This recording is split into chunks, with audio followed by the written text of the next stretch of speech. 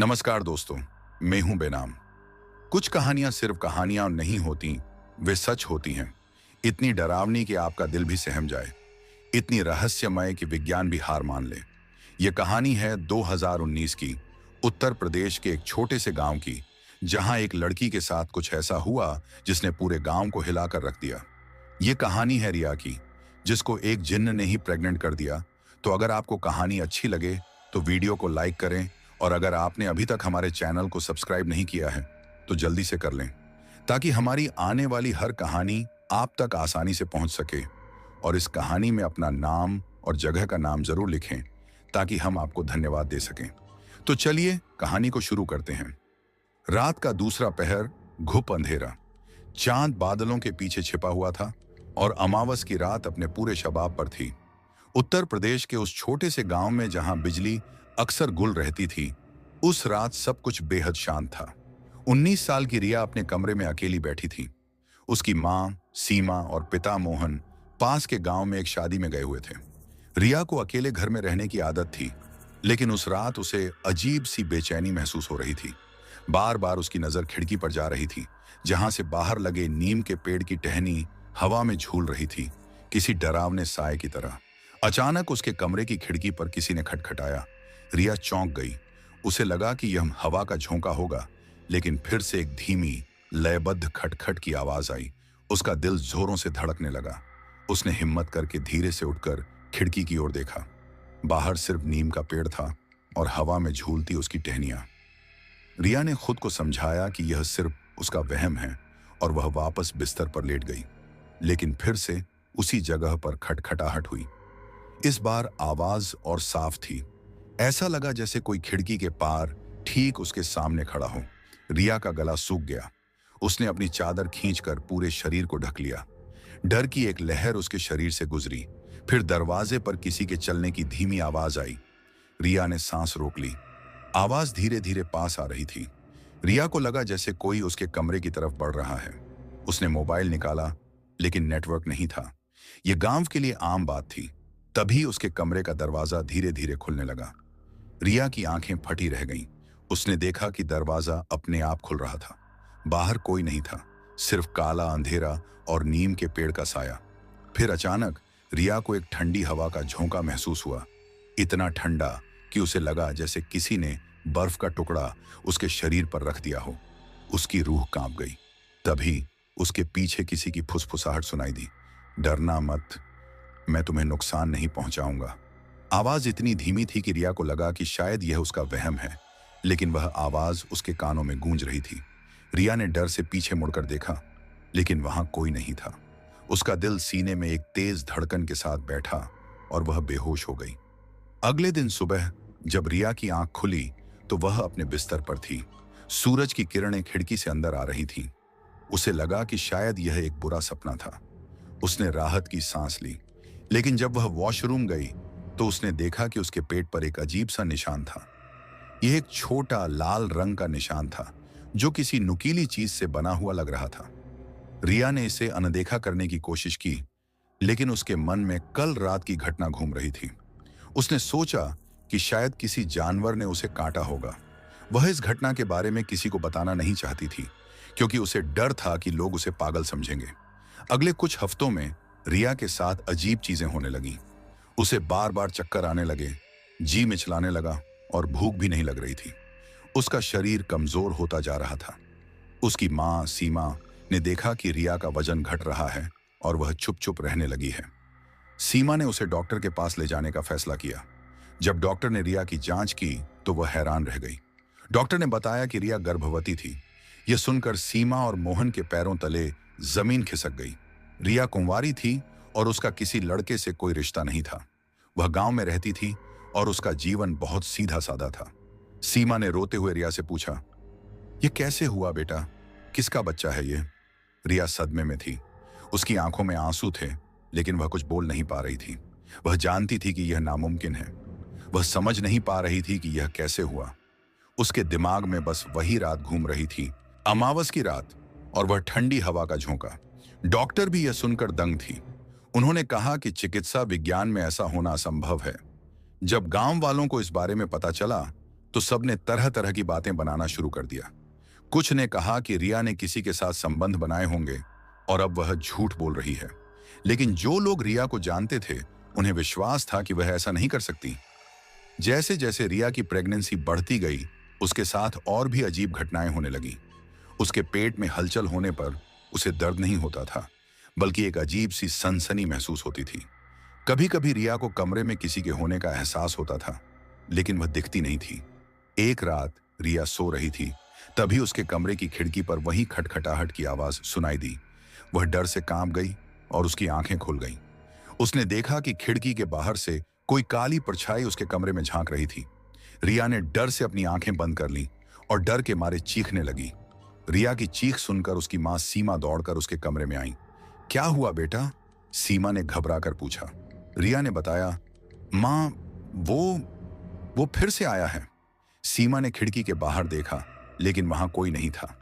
उन्हें लगा कि शायद रिया प्रेगनेंसी के कारण डरी हुई है, लेकिन रिया को पता था कि यह उसका वहम नहीं था। उस दिन के बाद रिया की हालत और खराब होने लगी। उसके पेट का आकार सामान्य से कहीं ज्यादा तेजी से बढ़ रहा था। गांव में यह बात जंगल की आग की तरह फैल गई। किसी ने कहा कि यह जिन्न का साया है, तो किसी ने कहा कि यह काला जादू है। गांव के कुछ बड़े बुजुर्गों ने सीमा को सलाह दी कि वे रिया को किसी बाबा या तांत्रिक के पास लेकर जाएं। सीमा और मोहन ने हार मानकर रिया को एक दूर के गांव के एक प्रसिद्ध तांत्रिक के पास ले जाने का फैसला किया। तांत्रिक ने जब रिया को देखा तो वह कुछ देर तक चुप रहा। उसने रिया के पेट पर हाथ रखा और उसकी आंखें अचानक से बड़ी हो गईं। तांत्रिक ने मोहन और सीमा से कहा, यह कोई इंसान नहीं है, यह एक जिन्न है। एक जिन्न ने इस लड़की पर अपना साया डाला है। यह सुनकर सीमा और मोहन के होश उड़ गए। तांत्रिक ने आगे कहा, यह जिन्न इस लड़की की कोख से पैदा होने वाला है। वह कोई आम जिन्न नहीं है, वह एक बहुत शक्तिशाली जिन्न है, जिसने अपनी मर्जी से इस लड़की को चुना है। तांत्रिक ने उन्हें बताया कि यह जिन्न 1 सदी से भी ज्यादा पुराना है और वह एक शक्तिशाली जिन्न की दुनिया से आता है। उसने रिया को इसलिए चुना क्योंकि वह कुंवारी और पवित्र थी। उसके साथ आज तक किसी लड़के ने अभी तक कोई संबंध नहीं बनाया है। इसी वजह से उसने तुम्हारी लड़की को चुना है। तांत्रिक ने उन्हें बताया कि इस जिन्न को इस दुनिया में आने से रोकना बहुत मुश्किल होगा, क्योंकि वह अब रिया के शरीर का हिस्सा बन चुका है। जब तांत्रिक ने रिया के पेट पर हाथ रखा और घोषणा की कि यह कोई इंसान नहीं बल्कि एक शक्तिशाली जिन्न है, तो मोहन और सीमा पर जैसे बिजली गिर पड़ी। उनकी आंखों में उम्मीद की एक भी किरण बाकी नहीं थी। तांत्रिक ने गहरी डरावनी आवाज में कहा, यह जिन्न इस दुनिया में अपनी मर्जी से आ रहा है। यह अपनी मां को एक माध्यम की तरह इस्तेमाल कर रहा है। इसे रोकना आसान नहीं होगा। तांत्रिक ने उन्हें कुछ और भी बताया, जिसने उनके रोंगटे खड़े कर दिए।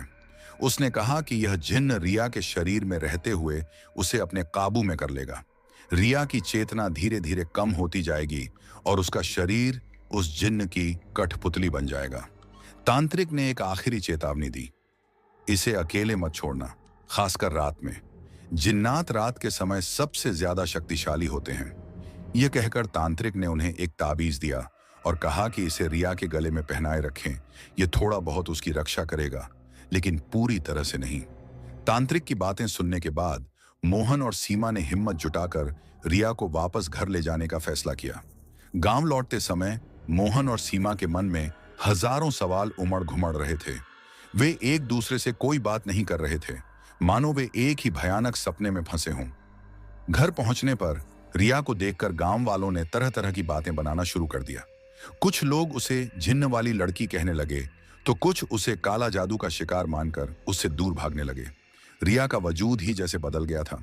वह पहले की तरह हंसती खेलती नहीं थी। उसकी आंखें हमेशा खाली और खोई हुई लगती थीं। उसके चेहरे पर एक अजीब सा पीलापन था। उसके पेट का आकार असामान्य रूप से तेजी से बढ़ रहा था, मानो कोई उसके अंदर की सारी शक्ति को खींच रहा हो। रिया को बार बार ऐसा लगता था कि कोई उसे देख रहा है, कोई उसका पीछा कर रहा है। यह एहसास इतना गहरा था कि वह रात को सो भी नहीं पाती थी। डर हर पल उसके साथ रहता था। उसके कमरे में हर रात अजीब सी गंध आती थी, जैसे किसी पुरानी कब्र की धूल और सड़ी हुई पत्तियों की मिलीजुली गंध। खिड़की के बाहर नीम के पेड़ की टहनियां और भी तेजी से हिलती थीं, जबकि हवा पूरी तरह से शांत होती थी।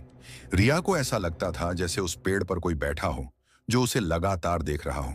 रिया की हालत दिन ब दिन बिगड़ती जा रही थी। उसकी माँ सीमा ने तांत्रिक की बात सुनकर उसे रात में अकेले नहीं छोड़ने का फैसला किया। हर रात सीमा रिया के कमरे में उसके साथ सोती थी ताकि रिया को हिम्मत मिले और वह सुरक्षित महसूस करे। लेकिन एक रात सीमा को तेज बुखार आ गया। उनकी तबीयत इतनी ज्यादा खराब हो गई थी कि वह हिल भी नहीं पा रही थी। मोहन को सीमा को डॉक्टर के पास ले जाना पड़ा। रिया उस रात फिर अकेली रह गई थी। वह ताबीज उसकी गर्दन में था, जो एक ठंडे लोहे की तरह महसूस हो रहा था। रात का सन्नाटा गहरा होता जा रहा था। गांव में कहीं से कुत्ते के भौंकने की धीमी आवाज आ रही थी, लेकिन फिर वह भी बंद हो गई। रात के उस भयावह सन्नाटे में रिया को अपने दिल की धड़कन साफ सुनाई दे रही थी। रिया ने डर के मारे आंखें बंद कर लीं और सोने की कोशिश की, लेकिन उसकी नींद उसके डर से दूर भाग रही थी। उसे लगा कि उसके सिरहाने कोई खड़ा है। उसने धीरे से आंखें खोलीं, लेकिन कमरे में कोई नहीं था। फिर उसने महसूस किया कि कोई उसके माथे पर हल्के हाथों से सहला रहा है। वह एक बहुत ही अजीब, ठंडी और रूखी उंगली थी, जो धीरे धीरे उसके बाल और फिर माथे को छू रही थी। रिया के शरीर में डर की एक तेज लहर दौड़ गई। वह अपनी जगह पर जड़ हो गई। उसके दिमाग ने चीखने की कोशिश की, लेकिन उसके मुंह से कोई आवाज नहीं निकली। वह पूरी तरह से लकवाग्रस्त हो गई थी। उसका पूरा शरीर ठंडा पड़ गया, मानो खून जम गया हो। वह समझ गई कि यह वही शक्ति थी जिसके बारे में तांत्रिक ने बताया था। यह जिन्न अब उसके शरीर पर अपना पूरा अधिकार जमाने की कोशिश कर रहा था। जब यह बात उसके पापा ने रिया से पूछा, तो वह बोली कि मेरे साथ एक दिन वह अजीब सा स्पर्श धीरे धीरे मेरे चेहरे पर फैलने लगा। वह ठंडी रूखी उंगली मेरे गालों और फिर होंठों पर चल रही थी। मैंने महसूस किया कि कोई मेरी आत्मा को निचोड़ रहा हो। उसकी सांसें तेज हो गईं और उसकी आंखें डर से बाहर आने लगीं। वह अपने शरीर से बाहर निकलने की कोशिश कर रही थी, लेकिन वह कर नहीं पा रही थी। यह जिन्न की शक्ति थी जो उसे पूरी तरह से अपने काबू में कर रही थी। उस स्पर्श में कोई भावना नहीं थी, सिर्फ एक ठंडी, क्रूर और अमानवीय ऊर्जा थी। उस स्पर्श ने धीरे धीरे उसके पूरे शरीर को छूना शुरू किया, जैसे कोई उसके शरीर को एक खिलौने की तरह इस्तेमाल कर रहा हो।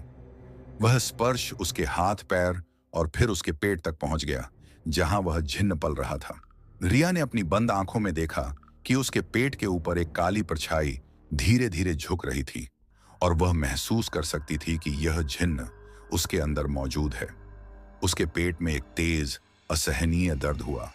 रिया ने अपनी आंखों में आंसू लाने की कोशिश की, लेकिन उसके शरीर से कोई प्रतिक्रिया नहीं हुई। उस समय वह बस एक जीवित लाश की तरह थी, जो सब कुछ महसूस कर सकती थी, लेकिन कुछ कर नहीं सकती थी। फिर वह ठंडी उंगली उसके सबसे प्राइवेट पार्ट तक पहुंच गई। रिया का शरीर डर और घृणा से सिहर उठा। उसे लगा कि वह अपनी आत्मा को खो रही है। वह जिन्न का स्पर्श इतना डरावना और ठंडा था कि रिया को लगा कि उसके शरीर का एक एक हिस्सा पत्थर बन रहा है। रिया को लगा जैसे वह किसी दूसरे आयाम में फंस गई हो, जहां कोई आवाज नहीं थी, कोई रोशनी नहीं थी, सिर्फ डर और उस जिन्न की ठंडी सांसें थीं। उसे महसूस हुआ कि जिन्न उसके साथ संबंध बना रहा है, लेकिन उस अनुभव में कोई सुख नहीं था, सिर्फ डर और असहनीय दर्द था, जो रिया के साथ संभोग कर रहा था। रिया का दिमाग इस भयानक अनुभव को बर्दाश्त नहीं कर पा रहा था। वह अपने शरीर को कसकर बंद करने की कोशिश कर रही थी, लेकिन उस जिन्न की शक्ति ने उसे पूरी तरह से असहाय बना दिया था। उस रात रिया ने महसूस किया कि उसका शरीर अब उसका नहीं रहा। वह जिन्न के पूरी तरह से काबू में थी। सुबह की पहली किरण खिड़की से कमरे में आई और रिया की आंखों पर पड़ी। उसका लकवाग्रस्त शरीर अचानक से हिलने डुलने लगा। वह अपनी जगह पर उठकर बैठ गई। वह कांप रही थी और उसकी सांसें तेज चल रही थीं। उसने अपने शरीर पर हाथ फेरा तो उसे लगा कि वह ठंडा और नम है, जैसे उस पर कोई बर्फीली गंदी चीज लगी हो। उसे महसूस हुआ कि उसके पेट में कुछ हलचल हुई है। रिया डर के मारे बाथरूम की ओर भागी, और जब उसने अपनी परछाई शीशे में देखी तो उसकी आंखें चौड़ी हो गईं। उसकी आंखें लाल और गहरी थीं, जैसे किसी जंगली जानवर की। उसके चेहरे पर एक अजीब सा निशान था, जैसे कोई काला दाग। ये दाग उसके पेट से शुरू होकर उसकी गर्दन तक पहुंच गया था। यह किसी जिन्न के साए का निशान था, जो अब उसके शरीर में पूरी तरह से बस चुका था। रिया को लगा कि यह दाग उसके शरीर पर नहीं, बल्कि उसकी आत्मा पर लगा है। तभी उसके पेट में एक तेज हलचल हुई। यह कोई आम हलचल नहीं थी। रिया ने दर्द से अपनी आंखें बंद कर लीं, लेकिन वह दर्द इतना ज्यादा था कि वह चिल्लाने लगी। वह चिल्ला रही थी, नहीं, मुझे जाने दो, मुझे छोड़ दो। उसकी चिल्लाने की आवाज सुनकर मोहन और सीमा कमरे की ओर दौड़े आए। जब उन्होंने रिया की हालत देखी तो वे डर गए। रिया दर्द से फर्श पर गिर पड़ी थी और उसके पेट में एक तेज हलचल हो रही थी, जैसे कोई उसे अंदर से फाड़ रहा हो। अचानक रिया के मुंह से एक अजीब सी आवाज निकली, जो उसकी अपनी आवाज नहीं थी। ये एक बहुत ही गहरी, भारी और डरावनी आवाज थी, जो कह रही थी, अब यह मेरा शरीर है, यह मेरा घर है और मैं इसे अपनी मर्जी से छोड़ूंगा। यह आवाज सुनकर मोहन और सीमा डर के मारे पीछे हट गए। रिया के शरीर में एक तेज कंपन हुआ और उसके मुंह से एक काला धुआं जैसा पदार्थ निकलने लगा। वह पदार्थ धीरे धीरे कमरे में फैल गया और एक अजीब सी घुटन भरी गंध आने लगी। रिया के मुंह से काला धुआं निकलना बंद हो जाता है। वह जमीन पर बेहोश पड़ी है। तभी उसके पेट के ऊपर एक छोटा गहरा निशान दिखाई देता है। वह निशान धीरे धीरे फैल रहा है और उसमें से एक अजीब सी गहरी लाल रोशनी निकल रही है। कमरे की सभी लाइटें अपने आप जल बुझने लगती हैं और दरवाजा जोर से बंद हो जाता है। मोहन और सीमा, जो बाहर खड़े हैं, डर के मारे एक दूसरे को देख रहे हैं। कमरे के अंदर रिया के पेट से एक तेज आवाज आती है, जैसे कोई जोर से सांस ले रहा हो, और हम देखते हैं कि उस निशान से कुछ बाहर निकल रहा है, जो किसी छोटे डरावने सिर जैसा दिख रहा है। जब रिया के पेट से एक तेज आवाज आई और उसके मुंह से काला धुआं निकलने लगा, तो मोहन और सीमा डर के मारे जमीन पर बैठ गए। उन्होंने देखा कि रिया दर्द से छटपटा रही थी और उसका शरीर पूरी तरह से कांप रहा था। रिया का पेट तेजी से बढ़ने लगा और उसके कपड़े फटने लगे। वह दर्द से चीख रही थी, लेकिन उसकी आवाज किसी जानवर की तरह लग रही थी। मोहन ने हिम्मत करके रिया को छूने की कोशिश की, लेकिन जैसे ही उसने रिया को छुआ, उसे एक जोरदार बिजली का झटका लगा। मोहन दर्द से चिल्लाया और पीछे हट गया। सीमा रोते हुए मोहन से बोली, यह हमारी रिया नहीं है, यह कोई और है। रिया का शरीर जमीन पर पड़ा हुआ था और उसके चारों ओर एक अजीब सी काली रोशनी चमक रही थी। वह रोशनी जमीन पर एक घेरा बना रही थी, मानो कोई प्राचीन अनुष्ठान चल रहा हो। उस घेरे के अंदर रिया का शरीर हवा में उठने लगा। उसका शरीर हवा में तेजी से घूम रहा था और उसके अंग अजीब तरह से मुड़ रहे थे। रिया की आंखें पूरी तरह से काली हो गई थीं और उसके चेहरे पर एक भयानक मुस्कान थी। वह मुस्कान इतनी डरावनी थी कि सीमा और मोहन ने डर के मारे अपनी आंखें बंद कर लीं। फिर रिया का शरीर हवा में एक जगह पर रुक गया। वह अब एक बड़े काले पत्थर की तरह दिख रही थी। अचानक रिया के पेट में एक बड़ा सा छेद होने लगा। वह छेद धीरे धीरे बढ़ रहा था और उसमें से एक अजीब सी काली चिपचिपी चीज बाहर निकल रही थी। उस चीज की गंध इतनी बुरी थी कि सीमा और मोहन का दम घुटने लगा। कमरे की खिड़कियों के शीशे अपने आप टूटने लगे और दरवाजा जोरों से धड़ाम धड़ाम की आवाज से हिलने लगा। गांव में दूर दूर तक एक भयानक चीख सुनाई दी, जो किसी इंसान की नहीं बल्कि किसी राक्षस की थी। मोहन ने देखा कि रिया के पेट से वह काली चिपचिपी चीज धीरे धीरे बाहर निकल रही थी। वह चीज किसी बच्चे की तरह दिख रही थी, लेकिन उसका रंग काला था और उसके शरीर पर अजीब से निशान थे। उसके सिर पर दो छोटे छोटे सींग थे और उसकी आंखें लाल जलती हुई अंगारों की तरह थीं। सीमा ने डर के मारे चिल्लाते हुए कहा, नहीं, यह हमारी रिया का बच्चा नहीं हो सकता। जब वह काली चीज पूरी तरह से बाहर निकली तो वह एक बड़े काले डरावने झिन्न में बदल गई। वह झिन्न हवा में उड़ रहा था और उसकी आंखें चमक रही थीं। उसने अपने पंख फैलाए, जो किसी चमगादड़ के पंखों की तरह थे, और कमरे में एक अजीब सी हवा चलने लगी। झिन्न ने मोहन और सीमा की ओर देखा और एक अजीब सी भाषा में बोला। उसकी आवाज इतनी डरावनी थी कि मोहन और सीमा के कान सुन्न हो गए। उस आवाज में कोई दया नहीं थी, सिर्फ क्रूरता और गुस्सा था। जिन्न ने रिया को देखा, जो अभी भी हवा में थी, और उसने अपने हाथ उठाए। उसके हाथों से एक काली रोशनी निकली, जो रिया के शरीर में समा गई। रिया का शरीर धीरे धीरे नीचे आने लगा और जैसे ही वह जमीन पर गिरी, वह एक आम लड़की की तरह दिखने लगी, लेकिन उसका चेहरा पीला पड़ गया था और वह बेहोश थी। वह जिन्न जमीन पर उतरा और उसने रिया को देखा। फिर उसने मोहन और सीमा की ओर देखा और अपनी उंगली से इशारा किया। उसकी उंगली से एक काली रोशनी निकली, जो सीधे मोहन के दिल में घुस गई। मोहन जमीन पर गिर पड़ा और दर्द से कराहने लगा। जिन्न ने सीमा की ओर देखा और कहा, तुम्हारे पति को कोई नुकसान नहीं होगा जब तक तुम मेरी बात मानती हो। उसकी आवाज अब इंसानी आवाज में बदल गई थी, लेकिन वह बहुत डरावनी थी। सीमा रोते हुए बोली, तुम क्या चाहते हो? जिन्न ने कहा, मैं सिर्फ एक चीज चाहता हूं। मुझे इस दुनिया में रहने के लिए एक शरीर चाहिए, और वह शरीर तुम्हारी बेटी है। जिन्न ने सीमा को धमकी दी कि अगर वह उसकी बात नहीं मानेगी तो वह मोहन को मार देगा। सीमा ने डर के मारे कहा, मैं तुम्हारी बात मानूंगी। जिन्न ने कहा, बहुत अच्छे। अब सुनो, मैं तुम्हारे गांव के सभी लोगों से भोजन और पानी चाहता हूं। जाओ और मेरे लिए भोजन लेकर आओ। सीमा ने डर के मारे जिन्न के आदेश का पालन किया और वह गांव की ओर दौड़ी। जब सीमा गांव में पहुंची तो सब कुछ सामान्य था। लोगों को यह नहीं पता था कि गांव पर एक जिन्न का साया पड़ चुका है। सीमा ने डर के मारे सभी लोगों से कहा कि एक जिन्न गांव में आया है और उसे भोजन और पानी चाहिए, लेकिन कोई भी उसकी बात पर विश्वास नहीं कर रहा था। लोग उसे पागल समझ रहे थे। तभी एक आदमी ने सीमा पर चिल्लाते हुए कहा, पागल औरत, तुम क्या कह रही हो? जिन्न विन्न जैसी कोई चीज नहीं होती। उस आदमी के इतना कहते ही अचानक जमीन हिलने लगी। गांव में जोरदार भूकंप आ गया। लोगों को समझ नहीं आया कि क्या हो रहा है। गांव में बनी सभी दुकानें और घर जमीन में धंसने लगे। लोगों में भगदड़ मच गई। तभी हवा में एक भयानक आवाज गूंजी, अगर तुम मेरी बात नहीं मानोगे तो मैं इस गांव को तबाह कर दूंगा। यह जिन्न की आवाज थी।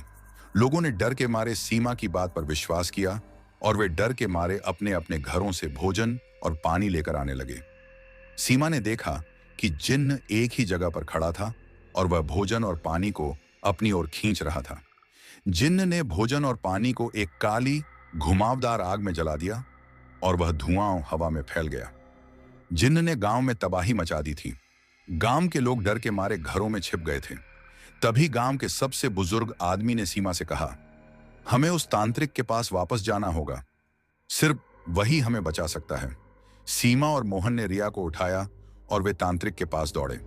जब वे तांत्रिक के पास पहुंचे तो तांत्रिक ने उन्हें देखा और कहा, मुझे पता था कि यह होने वाला है। तुम लोगों ने मेरी बात नहीं मानी और उसे अकेले छोड़ दिया। सीमा ने रोते हुए कहा, हमें माफ कर दो बाबा, हमें लगा कि हम उसे बचा लेंगे। अब क्या होगा? तांत्रिक ने कहा, अब सिर्फ एक ही उपाय है, हमें उसे वापस उसकी दुनिया में भेजना होगा। तांत्रिक ने उन्हें बताया कि जिन्न की दुनिया में जाने का सिर्फ एक ही दरवाजा है और वह दरवाजा हर 500 साल में एक बार खुलता है। तांत्रिक ने उन्हें यह भी बताया कि जिन्न को उसकी दुनिया में वापस भेजना बहुत मुश्किल होगा, क्योंकि वह अब रिया के शरीर का हिस्सा बन चुका है। तांत्रिक ने मोहन और सीमा को एक मंत्र सिखाया और कहा, जब वह दरवाजा खुलेगा तो तुम्हें इस मंत्र को बोलना होगा और रिया को जिन्न की दुनिया में धकेलना होगा। यह सुनकर मोहन और सीमा हैरान रह गए। ये क्या कह रहे हो बाबा? हम अपनी बेटी को जिन्न की दुनिया में कैसे भेज सकते हैं? मोहन ने रोते हुए पूछा। तांत्रिक ने कहा, यह सिर्फ एक ही तरीका है जिससे हम उसे और पूरे गांव को बचा सकते हैं। अगर तुम उसे वापस नहीं भेजोगे तो वह जिन्न पूरे गांव को तबाह कर देगा। मोहन और सीमा के सामने एक मुश्किल फैसला था। वे अपनी बेटी को खोना नहीं चाहते थे, लेकिन वे पूरे गांव को भी खतरे में नहीं डाल सकते थे। तभी तांत्रिक ने बताया कि वह दरवाजा इस गांव में ही मौजूद है और वह गांव की सबसे पुरानी हवेली में है। तांत्रिक ने उन्हें एक पुरानी जली हुई किताब दी और कहा, इस किताब में दरवाजे का नक्शा है। मोहन और सीमा ने उस पुरानी जली हुई किताब को खोला और उन्होंने देखा कि उसमें एक पुराना नक्शा बना हुआ था। वह नक्शा गांव की सबसे पुरानी हवेली का था। मोहन और सीमा ने डर के मारे एक दूसरे को देखा। वे जानते थे कि उस हवेली में कोई नहीं जाता था, क्योंकि लोग कहते थे कि वह भुताहा है। मोहन और सीमा उस पुरानी जली हुई हवेली के सामने खड़े हैं। रिया उनके कंधों पर बेहोश पड़ी है। वे दरवाजे की ओर देखते हैं, जो एक बड़े लोहे के ताले से बंद है। अचानक दरवाजा अपने आप खुलने लगता है। दरवाजा खुलने पर अंदर से एक काली ठंडी हवा का झोंका आता है, जो मोहन और सीमा को पीछे धकेल देता है। हवा इतनी तेज थी कि उनकी आंखें जलने लगीं। वे देखते हैं कि दरवाजे के अंदर एक गहरा अंधेरा रास्ता है। रास्ते के अंत में एक अजीब सी नीली रोशनी चमक रही थी। मोहन और सीमा ने एक दूसरे को देखा और वे जानते थे कि उन्हें अंदर जाना ही होगा। तभी रिया होश में आती है और उसकी आंखें लाल हो जाती हैं। वह एक भयानक आवाज में कहती है, यहां से वापस जाओ, ये तुम्हारा रास्ता नहीं है, यह सिर्फ मेरा रास्ता है। मेरा घर। वह जोर से हंसने लगती है और उसकी हंसी इतनी डरावनी थी कि सीमा और मोहन के रोंगटे खड़े हो गए। रिया का शरीर तेजी से कांपने लगता है और उसके मुंह से फिर से काला धुआं निकलने लगता है। वह धुआं हवा में एक अजीब सा भयानक चेहरा बनाता है जो उनकी ओर देख रहा था। जब रिया ने भयानक आवाज में बोला, यहां से वापस जाओ, ये तुम्हारा रास्ता नहीं है, ये सिर्फ मेरा रास्ता है, मेरा घर, तो मोहन और सीमा के रोंगटे खड़े हो गए। उनकी बेटी, जो 1 मिनट पहले बेहोश थी, अचानक होश में आ गई थी और उसके मुंह से कोई भयानक अनजानी शक्ति बोल रही थी। रिया के मुंह से काला धुआं निकल रहा था और वह धुआं हवा में एक अजीब सा भयानक चेहरा बना रहा था। वह चेहरा पलक झपकते ही गायब हो गया, लेकिन उसका डर मोहन और सीमा के मन में घर कर गया था। वे जानते थे कि अब उनके पास वापस जाने का कोई रास्ता नहीं है। उन्हें उस नीली रोशनी की ओर जाना ही होगा। मोहन ने डरते हुए रिया को उठाया, जो फिर से बेहोश हो गई थी। वे दोनों उस भयानक हवेली के दरवाजे के अंदर घुस गए। दरवाजे के अंदर का रास्ता इतना अंधेरा था कि उन्हें कुछ दिखाई नहीं दे रहा था। दीवारों पर जाले लगे थे और हवा में धूल और सड़ी हुई गंध थी। रास्ते में जगह जगह टूटे हुए फर्नीचर और कांच के टुकड़े पड़े थे, जो किसी पुरानी घटना की कहानी कह रहे थे।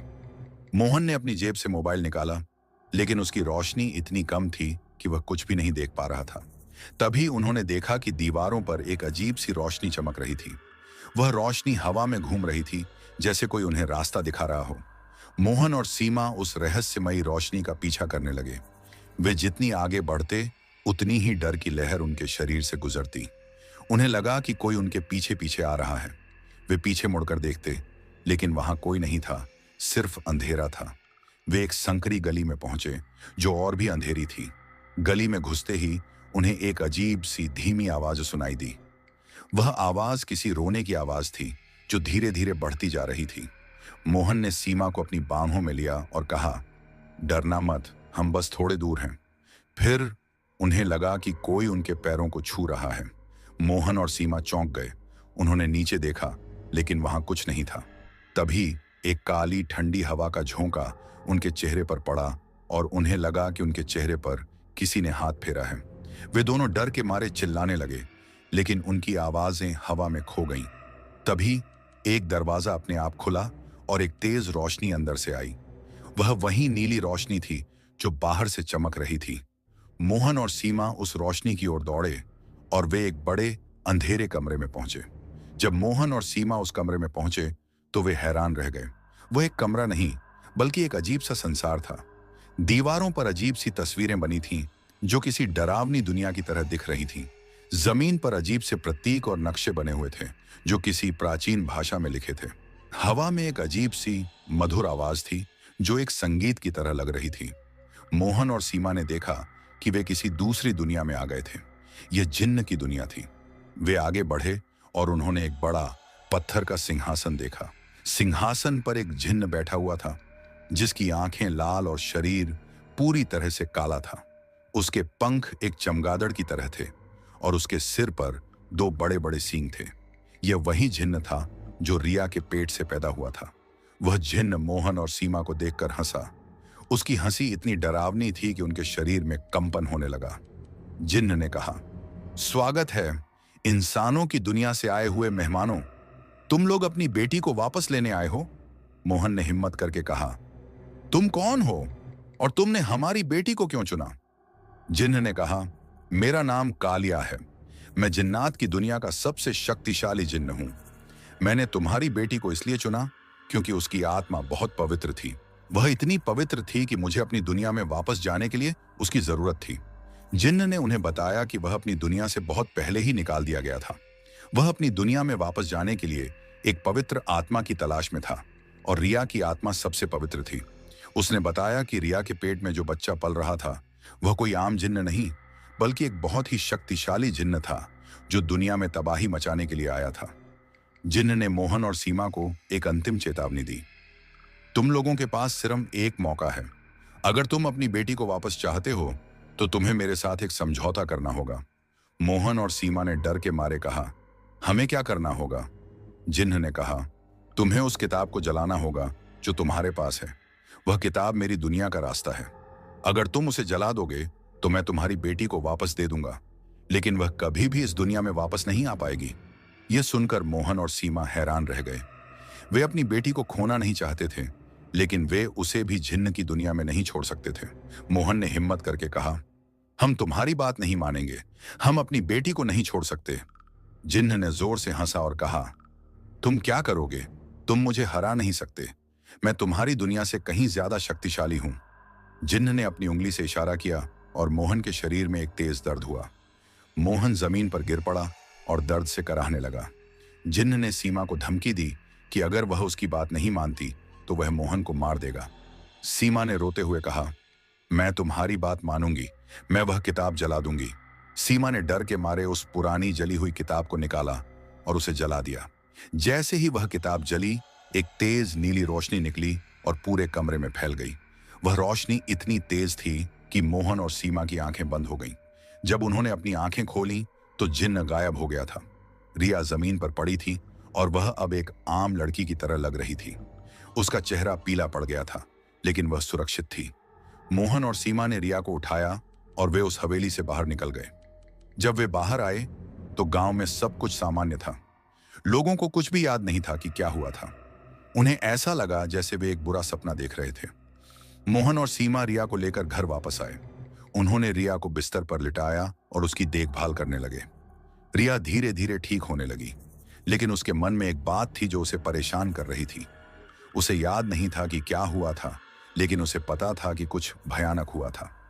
एक रात जब रिया अकेली सो रही थी तो उसके कमरे में एक अजीब सी आवाज आई।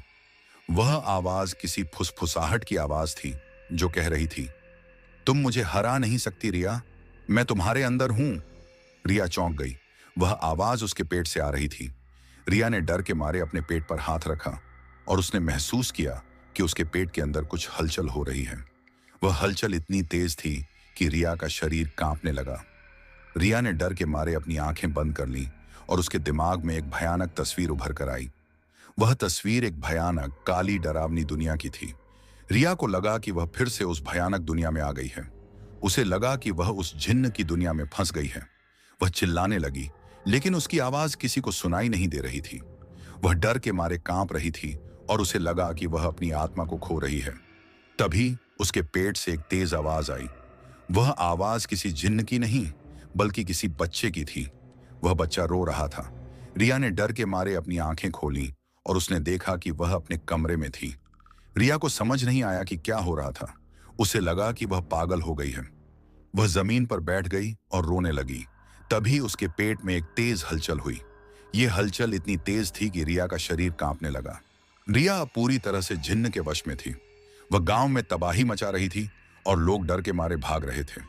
तभी गांव के सबसे बुजुर्ग आदमी ने कहा, हमें तांत्रिक को बुलाना होगा, सिर्फ वही हमें बचा सकता है। एक आदमी दौड़कर तांत्रिक के पास गया और उसे सब कुछ बताया।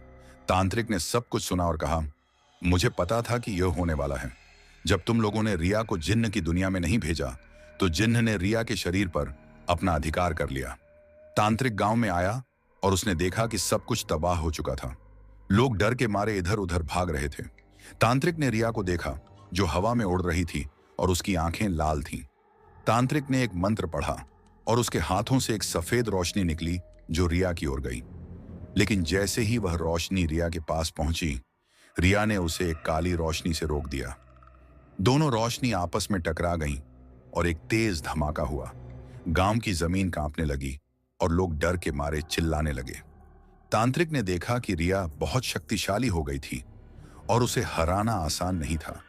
तांत्रिक ने रिया से कहा, तुम अपनी आत्मा को जिन्न के हवाले क्यों कर रही हो? वापस आओ रिया। रिया ने तांत्रिक की बात सुनी और उसके चेहरे पर एक अजीब सी उदास मुस्कान आ गई। उसकी आंखों में एक पल के लिए एक झलक दिखाई दी जो रिया की थी, लेकिन फिर उसकी आंखें फिर से लाल हो गईं और उसने तांत्रिक पर एक और हमला किया। तांत्रिक ने देखा कि वह रिया को हरा नहीं पाएगा। उसे पता था कि अब सिर्फ एक ही उपाय है। तांत्रिक ने मोहन और सीमा को बुलाया और उनसे कहा, हमें रिया को उसकी आत्मा के पास ले जाना होगा। उसकी आत्मा अभी भी उसके शरीर में है, लेकिन वह सो रही है। तांत्रिक ने उन्हें बताया कि रिया की आत्मा को जगाने के लिए उन्हें उसकी सबसे प्यारी चीज को जलाना होगा। मोहन और सीमा ने एक दूसरे को देखा और उन्हें याद आया कि रिया की सबसे प्यारी चीज उसकी बचपन की एक तस्वीर थी जो उसकी मां ने अपने हाथों से बनाई थी। मोहन और सीमा उस पुरानी धूल भरी हवेली के पास गए जहां रिया की बचपन की तस्वीरें रखी थीं।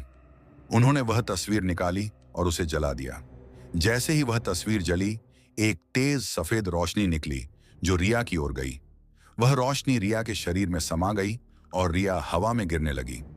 तांत्रिक ने रिया को पकड़ लिया और उसे जमीन पर रख दिया। रिया की आंखें बंद हो गईं और उसके चेहरे पर एक अजीब सी शांत मुस्कान थी। तभी रिया की आंखें खुल गईं।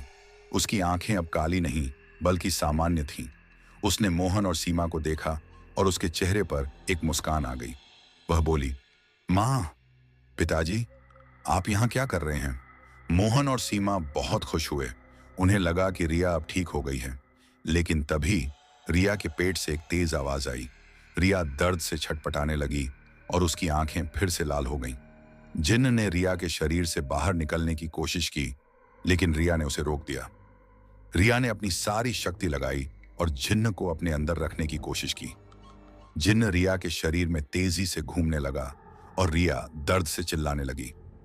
रिया ने मोहन और सीमा से कहा, भाग जाओ, वह मुझे नहीं छोड़ रहा है। लेकिन मोहन और सीमा अपनी बेटी को नहीं छोड़ सकते थे। रिया ने अपनी आंखें बंद कर लीं और एक गहरी सांस ली। वह जानती थी कि उसे अब एक अंतिम फैसला लेना होगा। उसने अपनी सारी शक्ति लगाई और जिन्न को अपने अंदर ही दबा दिया। जिन्न रिया के शरीर में एक तेज काली रोशनी में बदल गया। रिया ने अपनी आंखें खोली और कहा, अलविदा। अचानक रिया का शरीर चमकने लगा और वह हवा में उठने लगी। उसकी आंखें अब नीली हो गई थीं। उसका शरीर धीरे धीरे एक नीले धुएं में बदल गया और वह धुआं हवा में फैल गया। जब वह धुआं पूरी तरह से गायब हो गया तो सब कुछ शांत हो गया। मोहन और सीमा रोने लगे। वे जानते थे कि रिया अब इस दुनिया में नहीं रही।